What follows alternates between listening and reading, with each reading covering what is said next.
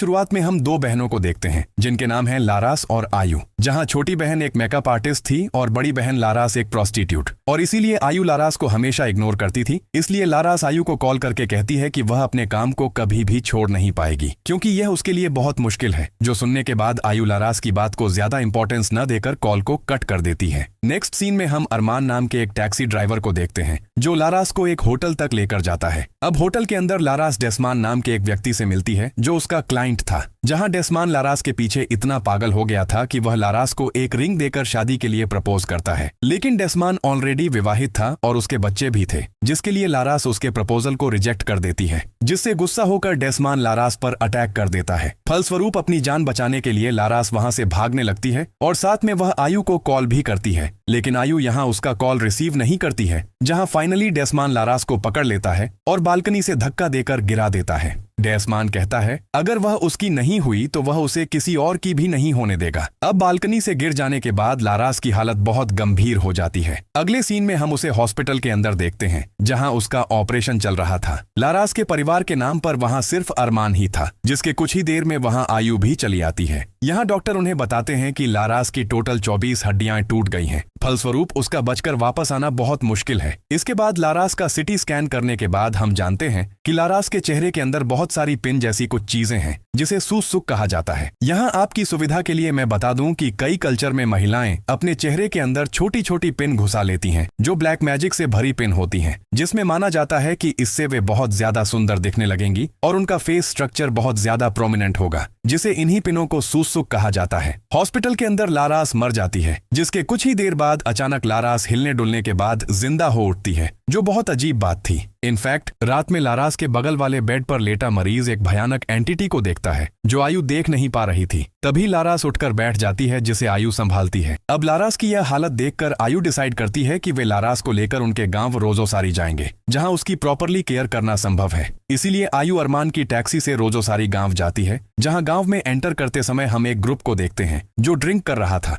घर पहुंचकर वे लारास को बेड पर सुलाकर घर को साफ करने के काम में लग जाते हैं। जहां साफ करने के दौरान एक रूम के अंदर आयु उनकी फैमिली एल्बम को ढूंढ लेती है, जिसे देखकर वह बहुत इमोशनल हो जाती है। जहां उसे कहीं ना कहीं लग रहा था कि अगर उसने उस दिन लारास का कॉल रिसीव कर लिया होता तो शायद ये सारी घटनाएं नहीं होती। इसके अलावा वह घर के अंदर बहुत सारे मैनिक्वाइन देखती है जिस पर उनकी माँ मेकअप प्रैक्टिस करती थी, जो देखने के बाद हम समझते हैं कि उनकी माँ भी मोस्ट प्रोबेबली एक अच्छी मेकअप आर्टिस्ट थी। अब घर में सेटल होने के बाद आयु यहाँ मिस्टर डामार से मिलती है, जो उसे रहमात नाम के एक व्यक्ति से मिलने को कहते हैं क्योंकि वही अकेला उनकी मदद कर सकता है। इसलिए आयु रहमात के पास जाती है, जो अगले दिन सुबह लारास को देखने जाने की बात कहता है। उसी दिन रात में आयु के साथ अजीब घटना हो रही थी। अचानक उसकी नाक में खराब स्मेल आती है, इसलिए आयु चेक करके देखती है कि एक मैनिक्वाइन का चेहरा टूटा हुआ था। जब आयु उसका टूटा हुआ चेहरा हटाती है तो उसमें एक सड़ा गला चेहरा नजर आता है जिस पर कीड़े मकोड़े चल रहे थे, और एक डमी के चेहरे पर लारास का चेहरा नजर आता है। लेकिन अरमान के आते ही सब कुछ नॉर्मल हो जाता है और आयु को लगता है कि उसने शायद कुछ गलत देखा था। अगले दिन सुबह जब रहमात उनके घर आता है,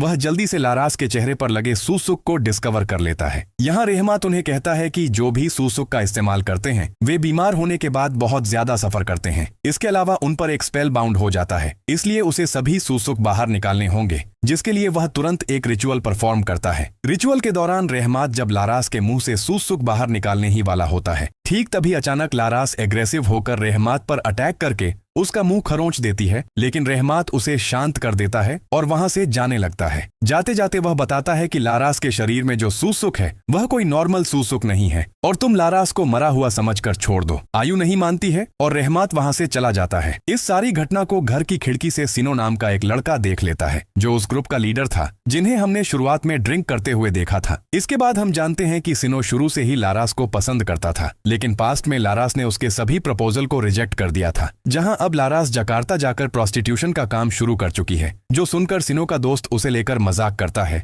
ये कहकर कि तुम एक प्रोस्टिट्यूट से भी रिजेक्ट हो गए हो। जो सुनकर सिनो बहुत गुस्सा हो जाता है और अपने दोस्त की पिटाई करने लगता है। सीन कट होकर आयु को दिखाया जाता है, जो नेट पर सूसुक एक्सपर्ट के बारे में सर्च करती है और एक सूसुक एक्सपर्ट पा भी लेती है। अचानक आयु मोबाइल स्क्रीन के ऊपर लारास की छाया देखकर डर के मारे मोबाइल को हाथ से गिरा देती है, लेकिन आयु घूमकर देखती है तो लारास बिस्तर पर ही सोई हुई थी। अब जब आयु मोबाइल उठाने गई तो वहां घोस्ट देखा, लेकिन अगले ही मोमेंट वह गायब हो गया। अब लारास एक दिशा में इशारा करती है और अब आयु को वह घोस्ट हॉन्ट करना शुरू कर देता है और सीन यहाँ कट होता है।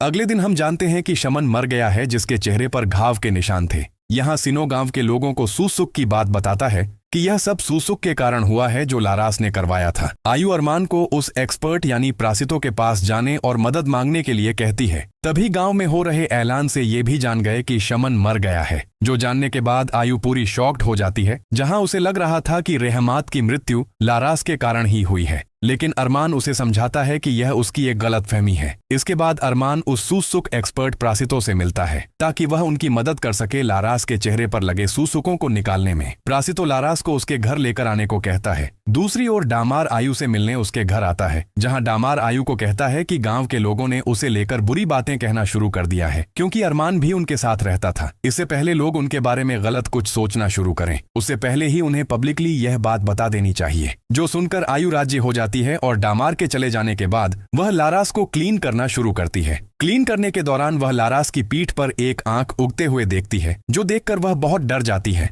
तभी अलमारी से कोई बाहर आया जिसे लारास भी देख पा रही थी और वह आयु को हॉन्ट करता है। उसी मोमेंट वहां अरमान चला आता है और सब कुछ फिर से नॉर्मल हो जाता है। इसके बाद अरमान और आयु लारास को लेकर प्रासितो के पास जाते हैं, जहां प्रासितो उन्हें कहता है कि लारास के मुंह में एक्स्ट्रा सुसुक हैं, जिसके कारण सारी नेगेटिव एनर्जी लारास को कंट्रोल कर रही है, जिसके लिए उसे लारास के सभी सुसुक बाहर निकालने होंगे एक रिचुअल के माध्यम से। इसलिए वह उन दोनों को घर के बाहर जाने को कहकर रिचुअल शुरू कर देता है। अब रिचुअल बहुत इंटेंस हो जाता है, जहां एक पॉइंट पर तो हम लारास के मुंह से बहुत सारे चमगादड़ों को बाहर निकलते हुए देखते हैं, लेकिन फिर भी प्रासितो लारास के मुंह से सुसुक निकाल रहा था, जहां सिचुएशन बहुत ज्यादा गंभीर हो जाती है। फलस्वरूप प्रासितो लारास को चिकन का खून खिलाता है, जिससे वह थोड़ी शांत हो जाती है। इसके बाद रिचुअल कंप्लीट हो जाने पर अरमान और आयु घर के अंदर आते हैं, जहां प्रासितो अरमान को कहता है कि उसने लारास के अंदर से सभी सुसुक निकाल लिए हैं, सिर्फ एक को छोड़कर, क्योंकि उसे निकालने पर लारास की मृत्यु तक हो सकती है, जहां शायद यह लारास का पहला सुसुक था। इसके बाद धीरे धीरे लारास स्वस्थ होने लगती है और उसकी चोटें भी ठीक होने लगती हैं। यहाँ हम जानते हैं कि अरमान असल में लारास को पसंद करता था,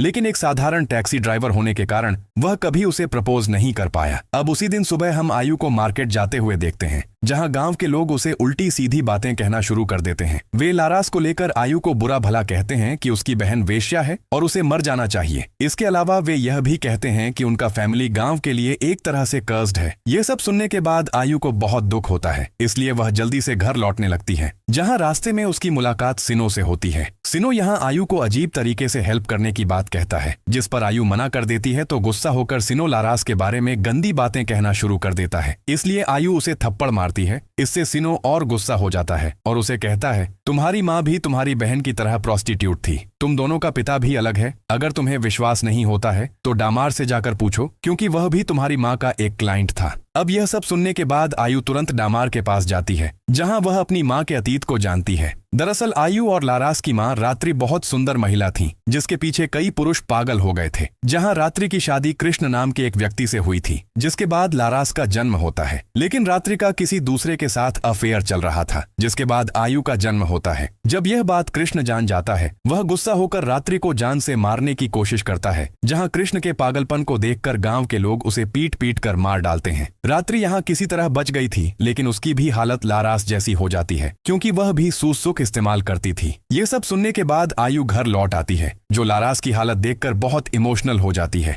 अब उसी दिन रात में आयु को फिर से एक विजन आता है, जहां वह अपनी माँ को देखती है, जो लारास को गंदे पानी से स्नान करा रही थी। लेकिन अरमान वहां चले आने के बाद सब कुछ नॉर्मल हो जाता है और अचानक लारास फिर से बीमार पड़ जाती है। यहाँ आकर अरमान हार मान लेता है, क्योंकि उन्होंने लारास को बचाने के लिए हर कोशिश की थी, लेकिन लारास को स्वस्थ नहीं कर पाए। उल्टा इस तरह लारास को तकलीफा भी सहनी पड़ रही है। लेकिन आयु अपनी बहन पर गिव अप नहीं करना चाहती थी। ठीक तभी वहां डामार चला आता है, जो लारास को मिसेस सुवार्थी के घर लेकर जाने की बात कहता है, क्योंकि मिसेस सुवार्थी लारास की माँ रात्रि को भी एक समय पर मदद कर चुकी थी। इसलिए आयु उसके साथ चली जाती है और अरमान घर पर रुक जाता है लारास का ख्याल रखने के लिए। इसके बाद वहां पहुंचकर वे जानते हैं कि मिसेस सुवार्थी 1 साल पहले ही मर चुकी हैं, इसलिए वे निराश होकर घर लौटने लगते हैं। दूसरी ओर घर के अंदर अरमान देखता है कि अचानक लारास ठीक हो गई है, जो उसे सेड्यूस करना शुरू करती है। फलस्वरूप अरमान भी मना नहीं करता है। लौटने के रास्ते में डामार आयु को बताता है कि जिस आदमी से तुम पैदा हुई थी वह मैं ही हूँ, यानी तुम मेरी बेटी हो, मैं तुम्हारा पिता हूँ।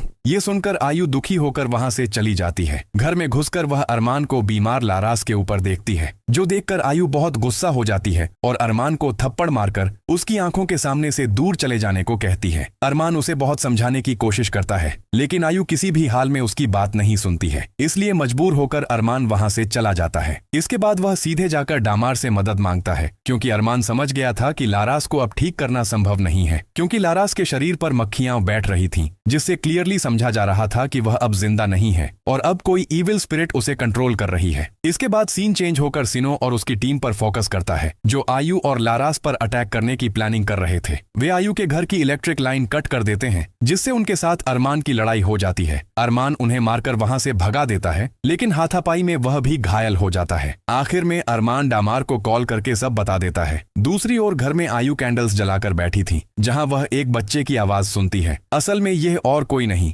बचपन की लारास थी, जिसे देखकर आयु बहुत डर जाती है। इनफैक्ट बड़ी लारास आयु पर अटैक करने ही वाली होती है। उसी मोमेंट वहां डामार प्रासितो को साथ लेकर चले आते हैं। वे आयु को बचा लेते हैं। इसके बाद प्रासितो उसे क्लियरली कहता है कि लारास अब जिंदा नहीं है, बल्कि उसके अंदर एक इविल स्पिरिट रह रही है जो बहुत डेंजरस है। इसलिए प्रासितो तुरंत रिचुअल शुरू कर देता है ताकि वह लारास के अंदर का आखिरी सुसुख निकाल सके। इस पॉइंट पर डामार रिवील करता है कि मिसेस सुवार्थी भी इनकी माँ रात्रि के सभी सुसुख नहीं निकाल पाई थी, इसलिए आखिरकार उसने रात्रि पर एक स्पेल कास्ट करके उसे दफना दिया था। इसलिए अगर रिचुअल फेल हो जाता है तो उन्हें लारास को भी उसी कब्र के अंदर दफनाना होगा, मतलब रात्रि की कब्र में, ताकि लाश के अंदर मौजूद स्पिरिट किसी का कोई नुकसान न कर सके। अब इस पॉइंट पर प्रासितो का रिचुअल बहुत ज्यादा इंटेंस हो गया था, जहां लारास और प्रासितो एक दूसरे पर अटैक करने लगते हैं। तभी प्रासितो देखता है कि लारास ठीक हो गई है। यहाँ प्रासितो लारास के आखिरी सुसुख को ढूंढना शुरू करता है, जहाँ लारास प्रासितो को सेड्यूस करना शुरू करती है। प्रासितो उसके जाल में फंस जाता है। मौका पाकर लारास प्रासितो का गला काटकर उसे वहीं मार देती है। दूसरी ओर सिनो ग्रामवासियों को आयु और लारास को लेकर भड़का देता है, ताकि वे आयु और लारास को गांव से भगा सकें। दूसरी ओर लारास प्रासितो को इतनी बुरी तरह से मार देती है,